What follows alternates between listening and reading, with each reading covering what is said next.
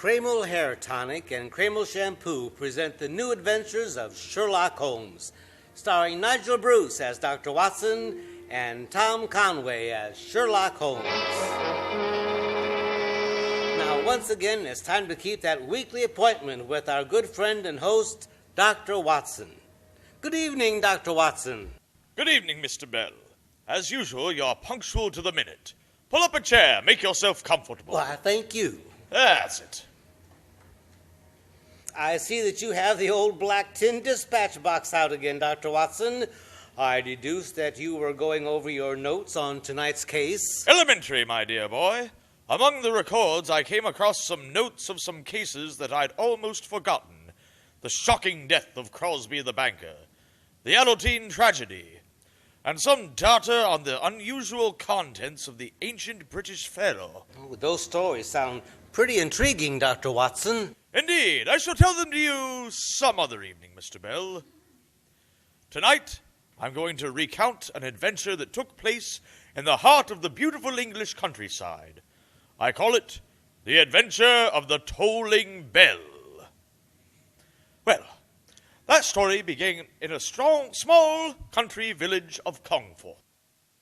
Holmes had recently brought to a successful conclusion the affair of the barrow and furnace wheelchair murders, and we decided a few days' rest in nearby Congforth would do us a good before returning to our arduous life on Baker Street. We were staying in a small but comfortable inn. Only on the morning of the third day, I remember, Holmes and I were in our bedroom, waiting for those two essentials without which an English country gentleman could not start his day: an early morning cup of tea and a jug of hot water for shaving. As we sat there at the open window, a nearby church bell was tolling a funeral knell.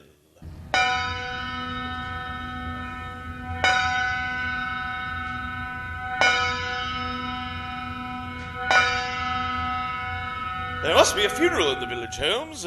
An astonishing deduction, Watson. Well, there's no need to make fun of me. Impressing sound, though, isn't it? I suppose so. Has it ever occurred to you, Watson, that the history of bells is full of romantic interest? Well, I can't say I've much thought about it. Almost every historical event has been accompanied by the sound of bells. They summoned soldiers to arms, as well as Christians to church. They sounded the alarm in the Moulton invasion, and many a bloody chapter in history has been rung in and out by bells. Well, you seem to be a mine of information on the subject. Yes, Watson. It's a fascinating subject. Come in, come in. Good morning, my dear. Pardon me, gentlemen. I brought you a tea and your shaving water. Miss Michael said to have your breakfast will be ready in half an hour. Splendid, Marianne. Oh, Mary, the church bell is tolling a funeral knell. Do you know who's being buried? That I do, sir. I wish it was me. It will be my turn soon. Poor little thing. I wonder what's the matter with her. I have no idea. Perhaps it's her father or mother who's just died. Or a young man. Yes, I bet that's it. She's a pretty girl. She'd obviously been crying when she came in. Perhaps that's her fiancé they're burying now. Watson, you have the sentimental imagination of a true storyteller. But we've come here for holiday. You must give your imagination a rest, too. So drink your tea, remove your whiskers, and let's go downstairs and investigate those kippers.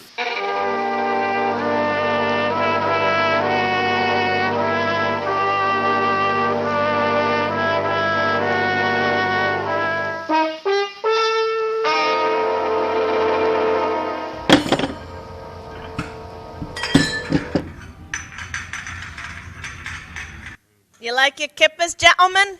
Excellent, Mrs. Michael. Excellent. Never eaten better. Yes, indeed. By the way, Mrs. Michael, we heard a funeral bell tolling earlier on. Do you know who was being buried? Yes, I do. 2 souls were being buried, and one of them was a murderer. A murderer? Lord, in this peaceful village? What happened, Mrs. Michael? Old Threadgold, the corn merchant, found out his wife had been gallivanting around with a young fellow from Bolton. Cut her throat, he did. And then he hanged himself. More tea? Thank you. Shocking. So the peaceful countryside's not as peaceful as it's made out to be, Holmes. Thank that I frequently remind you to point out, Watson. Has the Morning Post arrived yet, Mrs. Michael? Here comes old Gilly up the path with it now. I'll see if he's got anything for you. A murder? What do you make of it, Holmes? What is there to make of it, Watson? A jealous husband murders a faithless wife and then commits suicide. A tragic story, but a simple one. Top of the morning to you, gentlemen. Good morning, Gillian. Any letters for me today? Aye, Mr. Holmes, 2 letters. One of them's got some newspaper clippings in it, I think. And you got a postcard from a Mr. Lestrade. He wants you back in London bad, Mr. Holmes. There you are. Pardon myself, Gilly. You've been reading Mr. Holmes' private correspondence? Oh, bless your heart, Dr. Watson. If I didn't read other people's correspondence, how would I know what's going on in the village? You were right, Gilly. It is newspaper clippings. And by the way, you heard about the murder of Mrs. Threadgold, I suppose? Heard about it. I told the bell this morning at the funeral.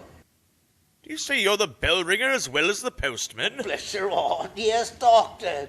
President of the Choral Society, too, as well as being on the Parish Council. You're a busy man, Gillian. That I am, sir. Well, take this afternoon now. I'm going to ring those bells again. Not another funeral, surely. No, sir. A wedding this time. I'm glad to hear of it. Well, young St. Patty is marrying the Slater gal. And you might say I'm responsible for bringing them together. I got some of their letters mixed up, I did. They looked each other up to exchange them, and presto, before you know what's happening, they're getting married. A regular Cupid, you might say I am. Be off with you, Gilly. Other people have been wanting their letters. Mr. Holmes doesn't want you spoiling his kippers with your idle chatter. All right, Mrs. Crabapples and Vinegar. Ah! One of these fine days you'll smile and the world will come to an end. Good day, gentlemen. Talkative old busybutt he is. Oh, Mr. Holmes, Mrs. Lakeland is in the hall. Poor old lady is almost anxious to talk to you. Mrs. Lackland? Yes, she's the seamstress shop on the high street. Her only son ran away from home a few months ago. I think that's what she'll be wanting to speak to you about. But my friend's here for a rest, Mrs. Michael. I told her that, Doctor, but she won't go away without seeing Mr. Holmes. Oh, very well. Ask her to come in, please, Mrs. Michael. Yes, Mr. Holmes. Oh, I do bother to see her, Holmes. Sounds like a trivial matter. The disappearance of an only son can never be a trivial matter. Well, I meant trivial for you, not for her. This is Mr. Holmes and Dr. Watson, dear. Good morning. Good morning. Thank you, Emmy. Good morning, sirs. Good morning. Please sit down, Mrs. Lackland. That's it. Now, what's the trouble? It's Tom, sir.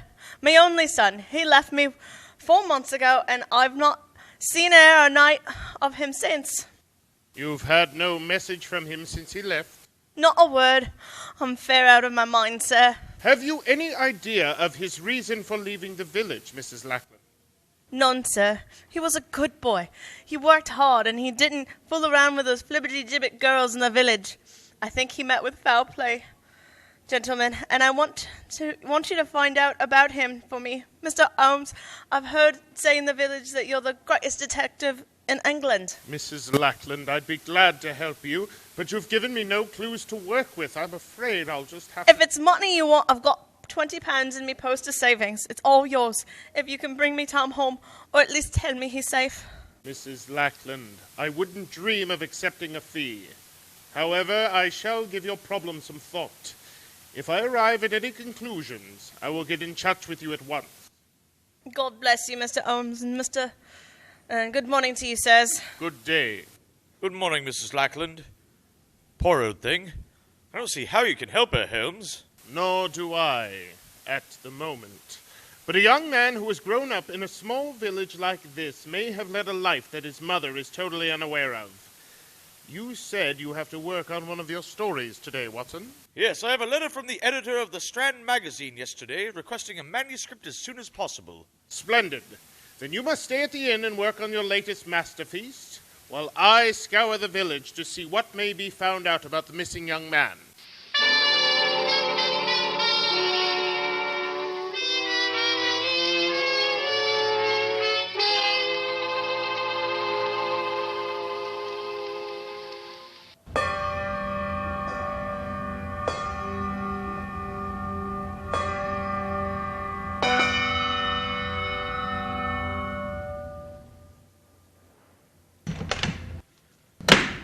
There you are, Holmes. I was beginning to think you got lost. Hello, Watson. I trust you had a profitable session with the pen and paper. I got about half a chapter. Would have done more if it hadn't been for those infernal bells. The wedding ceremony that the worthy Gillian told us about this morning. Oh, I am tired. What did you find out about Mrs. Lackland's son? Among other things, that he had a secret love life unknown to his mother, and the object of his affections was none other than the maid who brought us our tea this morning. Mary? Did you talk to her? No, it's a half-day off, and I was unable to find her. But I shall question her when she brings our tea tomorrow morning.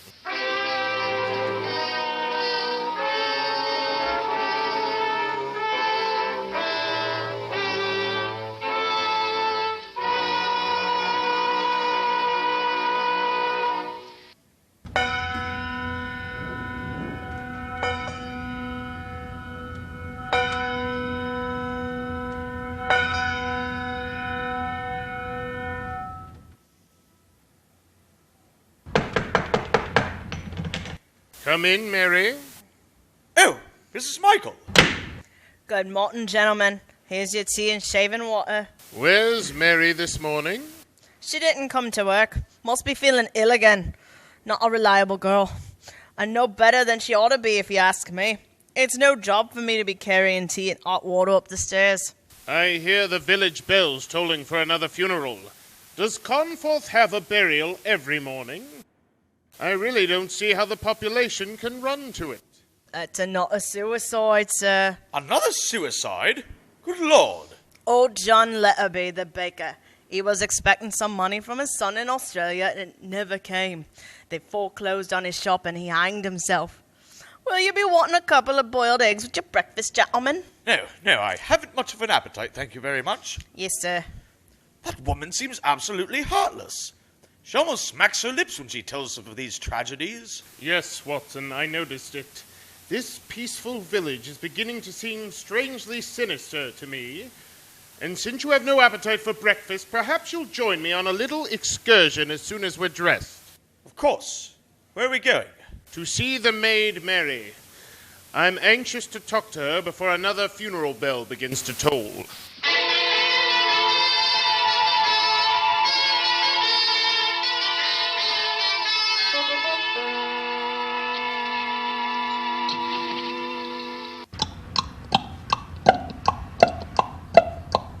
Well, this must be the cottage home. They said it was the one with honeysuckle over the gate. Yes, and there's Mary sitting on the porch. She's up. She's coming up the path to meet us.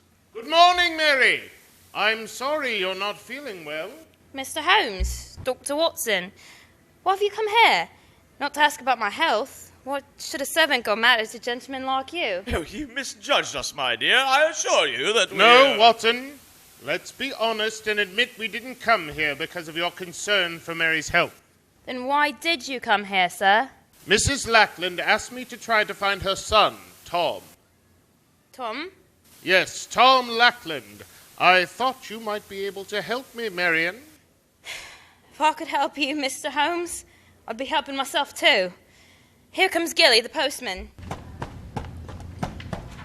Gilly? Gilly, is there a letter for me today? Oh, no, lass. There's nothing for you again. There must be, Gilly. There must be there. No, lass. If the letter would come, I'd bring it to you as fast as my legs would carry me. You know that. Morning, Mr. Holmes, Dr. Watson. Left some letters at the inn for you, Doctor. You had a letter from a lady. How do you know it was from a lady? Reeked with the smell of violets, it did. And it was written in green ink on grey paper, sir. Amazing deduction. That sounds like your friend from Dallas, Watson. How do you know about it? I don't have a young friend from Dallas, Watson. Quite. Gilly, you told another funeral bell today, didn't you? Oh, aye, sir, and a tragic thing it was. Old Larrabee hanged himself because he didn't get money from his son in Australia. I found him, I did. I was the one to cut him down, and right in me post bag was the letter he was waiting for. The letter that would have saved his life. Great Scott! What a ghastly piece of irony. Oh, that it was, sir. That it was. Well, gentlemen, I'll be on my way. Good day. Good day, Mary. Perhaps that letter will arrive tomorrow. No, I'll never hear from Tom. Now he's ashamed of me. That's why he deserted me. Deserted you, Mary? You speak almost as if you were his wife. I am his wife. What? We were married secretly in Rockdale 5 months ago come Tuesday. And you never told his mother? He was afraid to. She thought I was beneath him. Tom said he'd go away and get a good job and then return here and fetch me back with him. He went away all right, but he never came back or sent me a word. When he left, did he give no clues to his destination? No hints of any kind, Mary? Wait. He did once say, Mary, I'm going to clear out to this puddle and make me a fortune, even if I have to bury it. And then he said, bury me a fortune? Huh, that's a joke, isn't it? I don't know what he meant by it. I think I do, Mary. Watson, we're taking a short train journey as soon as possible. Oh? Where are we going, may I ask? We're going to the town of Bury in search of this young lady's husband. What makes you think Tom might be in Bury, Mr. Holmes? Because of the famous Fortune cotton mills are in Bury.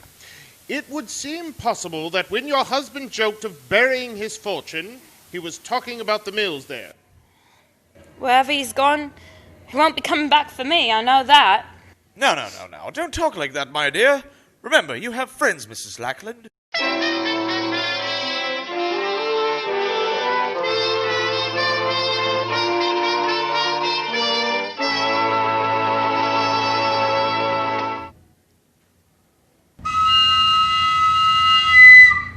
How much longer is Holmes going to be? He leaves me standing outside the factory gates as if I were a blasted coachman. Ah, there he is. Holmes! Holmes! Hello, Watson. Permit me to introduce you to Mr. Tom Lackland. Tom, this is Dr. Watson. How do you do, Dr. Watson?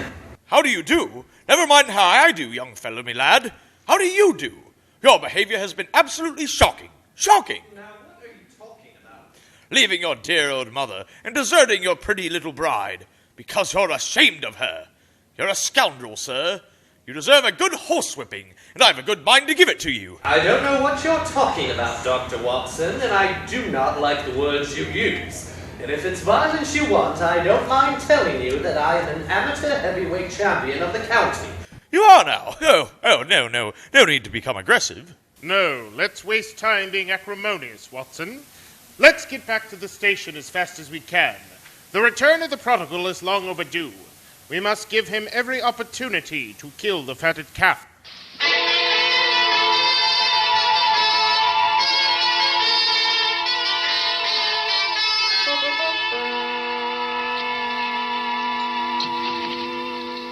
Ah, there's Mary's house. I'm dying to see her. After this reunion, Tom, I suggest that you both go over and see your mother. I'm sure she'll forgive you. Yes, Mr. Holmes, I'll do that. Perhaps we should have warned her. Your sudden appearance may be something of a shock. I think it's a shock that Mary can handle. She must be out. The door's locked. Knock again if you don't mind. She may be asleep.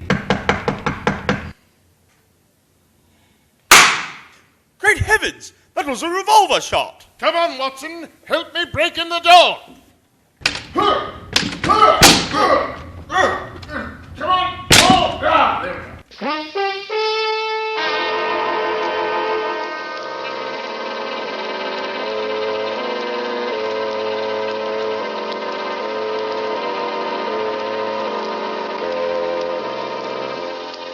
Now, Dr. Watson, that was a fine place to break off your story.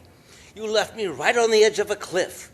Had the young girl shot herself? She'd shot at herself, Mr. Bell, but fortunately her last-minute lack of courage had made her shot go wild. Holmes and I and the young bridegroom burst into the house and rescued the smoking revolver from her hand. I must confess the reunion between the two young lovers was a touching sight. In fact, I felt considerably older than I was as Holmes and I stood there listening to Tom reassure her. Mary, darling, it's all right. I'm here. Oh, Tom, you are here. You did come back for me. I thought you never would. I tried to kill myself, but I hadn't the courage. Yeah, Mary, everything's going to be all right now. Oh, it will be, Tom, won't it?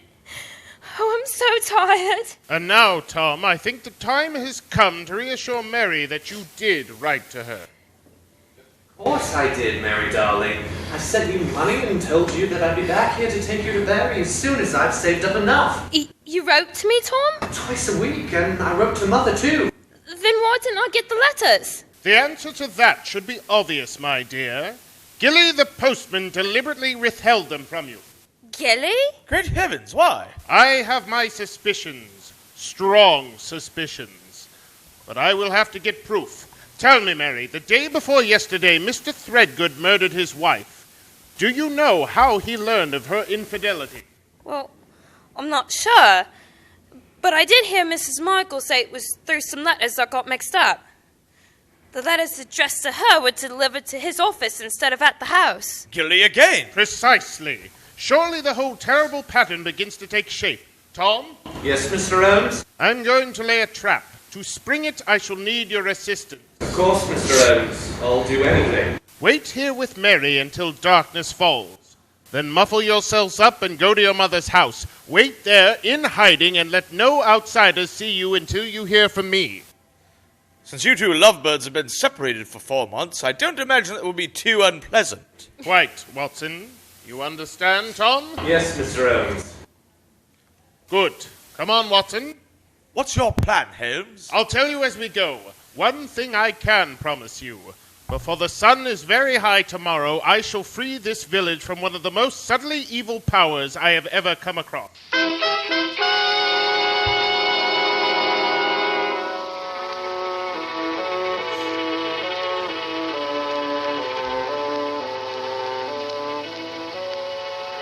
Good morning, Mr. Holmes and Dr. Watson. Good morning, Mrs. Michael. Good morning. I always said Mary was a no good girl, and she's killed herself. But of course, I had to come to a funeral. It's very charitable, Mrs. Michael, I must say. In any case, the vicar says the poor girl was of unsound mind. Yes, madam, you can't blame her. Well, I'll be getting into the church. Holmes, this farce is beginning to get on my nerves. What are we accomplishing burying an empty coffin? You'll soon see, old chap. Come on, let's slip into the vestry. This way.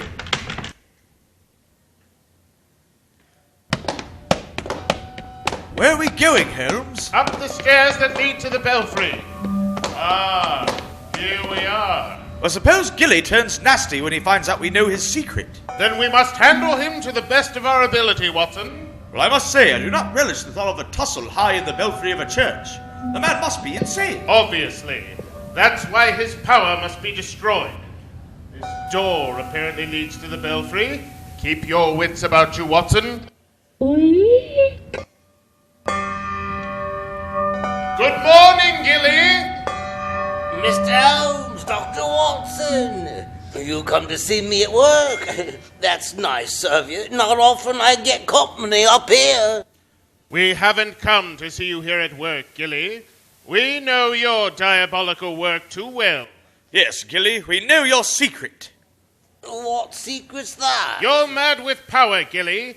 You've tried to control the destiny of this village. In your position as postman, you thought you had the power to give life and death. That I am, sir, and it's a great power. It makes a man feel good, almost like a god, you might say. A sacrilege, you scoundrel! You were responsible for the murder of Mrs. Threadgold. Aye, sir, that I was, and for the old man hanging himself. You were responsible for John Leatherby's suicide, weren't you? Oh, that I was. Leatherby tried to vote me off the village council. I swore I'd make him pay for it, and I did. Your reign is over, Gillian. You'll never toll that bell again. The only one you'll hear is a prison bell. You can't touch me, Mr. Holmes. You've got no proof. There's nothing you can do. Don't be too sure. I have enough influence to take your job away. You take me away from my bells. I'll live for these bells. You wouldn't take me away from them. You couldn't live without the power they give you, could you, Gilly? You're trying to destroy me. You are already destroyed, Gilly. Yes, you've already failed. Mary's alive. Alive? But the coffin they're burying down there Is full of stone. You'll be the laughingstock of the village, Gilly. They'll never laugh at Gilly. You can't catch me, Mr. Holmes. I'm beyond you still. He's running up the ladder leading to the bell tower. Come back, Gilly! Come back! He's mad as a hatter. Quite. Wait, what's he going to do up there? He might set fire to the steeple. Could make any madness. I'm going to fetch him, Holmes. No, Watson. He drew a knife as he fled, and with that rickety staircase and the narrow opening leading to the bell chamber, you'll never stand a chance. He'll get you on the first ledge. Well, how are we going to get him down? There's only one way. He's in a tiny loft containing his beloved bells. We'll see how much he loves them at close quarters. I doubt if even he can stand the noise in that confined space. Where's that bell rope? Come down, Gilly! Come down from there! Stop! Stop ringing the bell! Not until you come down, Gilly! Stop ringing them! I can't stand it! You'll make me mad! You are mad, Gilly, mad with power! Come down here, I say! I'm coming! Great heavens! He hurled himself from the belfry! Holmes, he hasn't a chance of survival in that fall. I had no intention of causing that unhappy man to jump to his death, Watson, though I can't help but feel that his poor demented mind may find a happier oblivion this way, rather than in the confines of an asylum. Yes, you're probably right, Holmes. It's been a shocking case, Watson. Shocking. And it once again proves the old saying that violence does intrude recoil upon the violent, and the schemer falls into the pit which he digs for another.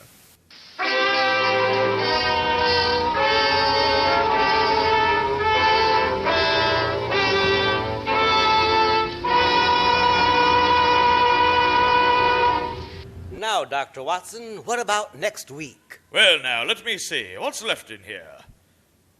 Next week I'll tell you a rather gruesome story about how Sherlock Holmes saved the life and the sanity of a certain Count Romania. I call it The Adventure of the Carpathian Horror. Tonight's new Sherlock Holmes adventure was suggested by an incident in Sir Arthur Conan Doyle's story, The Golden Pince-Nez. The Sherlock Holmes series is produced by Tom McKnight, with original music composed and conducted by Alex Steiner. This is Joseph Bell speaking for Cremel Hair Tonic and Cremel Shampoo, and inviting you to be with us next week at this same time when Dr. Watson will tell us The Adventure of the Carpathian Horror.